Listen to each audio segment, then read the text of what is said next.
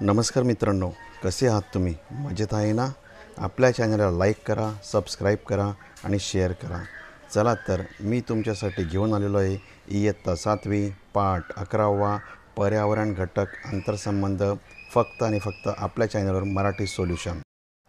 प्रश्न पहिला, खालील प्रश्नांची एका वाक्यात उत्तर द्या. नंबर 1, पर्यावरणाचे घटक लिहा.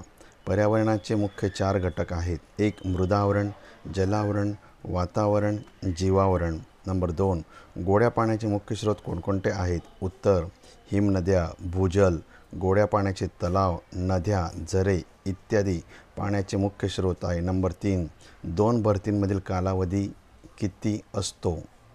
2 भरतीच्या दरम्यानचा कालावधी अंदाजे 12 तास 25 मिनिटे असतो. नंबर 4, चिडचिडेपणा कोणत्या प्रदूषणाचा मानवी जीवनावर परिणाम आहे?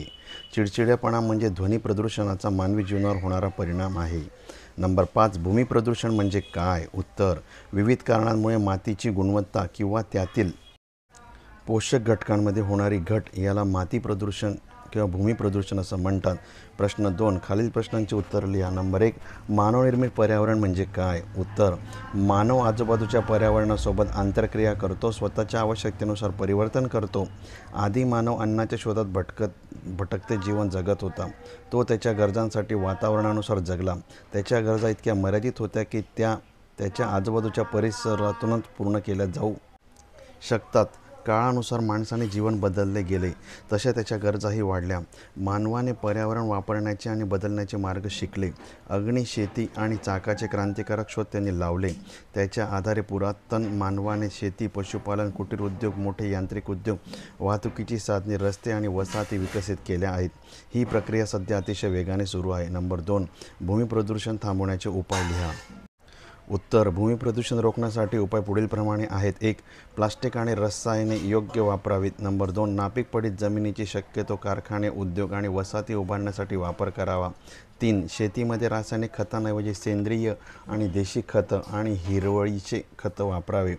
4, कीटक आणि कीटकांपासून पिकांचे संरक्षण करण्यासाठी वापरण्यात येणारी कीटकनाशके आवश्यकतेनुसारच वापरावीत. नंबर 5, घरवापरातील घनकचऱ्याचे विलगीकरण करून त्याचा पुनर्वापर करावा. नंबर 6, कचरा, प्लास्टिक आणि घनकचरा जमिनीवर टाकण्याऐवजी ते जाळावे किंवा शक्य असेल तेथे पुनर्वापर करावे. 7, शेतीमध्ये ठिबक आणि कारंजे सिंचन पद्धतीचा वापर करावा.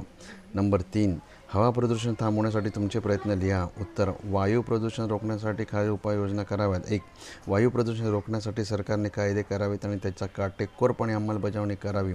नंबर 2, धूर आणि विषारी वायू फिल्टर करण्यासाठी उपकरणं विकसित करावीत. नंबर 3, कोळसा आणि पेट्रोल डिझेलचा वापर अत्यंत मर्यादित प्रमाणात करावा. 4, CNG आणि PNG यासारख्या प्रदूषणरहित इंधनाचा तसेच वाहनांमध्ये सौर ऊर्जा आणि विजेचा वापर करण्याचे प्रोत्साहन दिले पाहिजे. 5, वाहनांसाठी PUCची काटेकोरपणे अंमलबजावणी करावी. 6, जनजागरण पसरवले पाहिजे जेणेकरून लोक प्रवासांसाठी सार्वजनिक वाहतूक सेवा अधिक वापरतील. नंबर 7, हवेतील CO2चे प्रमाण नियंत्रित करण्यासाठी जंगले आणि वनस्पती वाढल्या पाहिजे.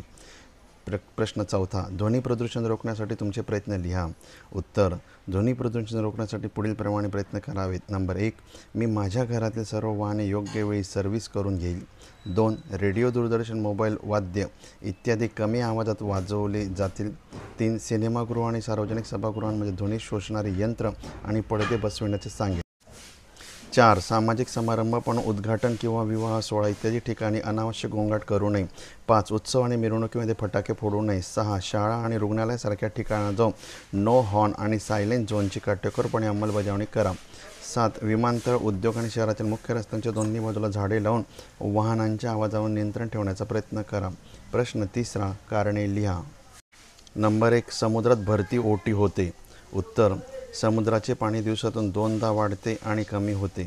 समुद्राच्या या चढ उताराच्या घटनेला भरती ओटी म्हणतात. भरतीच्या वेळी समुद्राची पातळी वाढते आणि किनाऱ्याकडे धावते. ओटीच्या वेळी समुद्राची पातळी घसरते आणि किनाऱ्यापासून दूर होते. भरती सूर्य आणि चंद्राच्या गुरुत्वाकर्षणामुळे होते. सर्व ठिकाणी आणि सर्व दिवस सारखीच भरती ओटी नसते. पौर्णिमेला आणि अमावास्येला दिवशी सर्वात मोठी भरती ओटी येते. सर्वात लहान भरती ओटी 7व्या-8व्या दिवशी येते. नंबर 2, अमावस्या आणि पौर्णिमेच्या दिवशी समुद्रात मध्ये मोठी भरती येते. उत्तर, प्रत्येक अमावस्या आणि पौर्णिमेच्या दिवशी सूर्य, पृथ्वी आणि चंद्र एका सरळ रेषेत येतात. म्हणून सूर्य आणि चंद्राच्या गुरुत्वाकर्षणामुळे समुद्राच्या पाण्याच्या मोठ्या लाटा निर्माण होतात. प्रत्येक अमावस्या आणि पौर्णिमेच्या पृथ्वीवरील चंद्र आणि सूर्याची गुरुत्वाकर्षण शक्ती एकाच दिशेने असल्याने त्या दिवशी सर्वात मोठी भरती येते. प्रश्न 4, रिकाम्या जागी योग्य शब्द लिहून पूर्ण करा. नंबर 1, वातावरण सूर्याच्या अतिनील किरणांचे शोषण करून सजीव सृष्टींचे रक्षण करते. नंबर 2, ध्वनी प्रदूषणाला गोंगाट पण म्हणतात. 3, समुद्राचे पाणी किनाऱ्याकडे धावते त्याला भरती असे म्हणतात.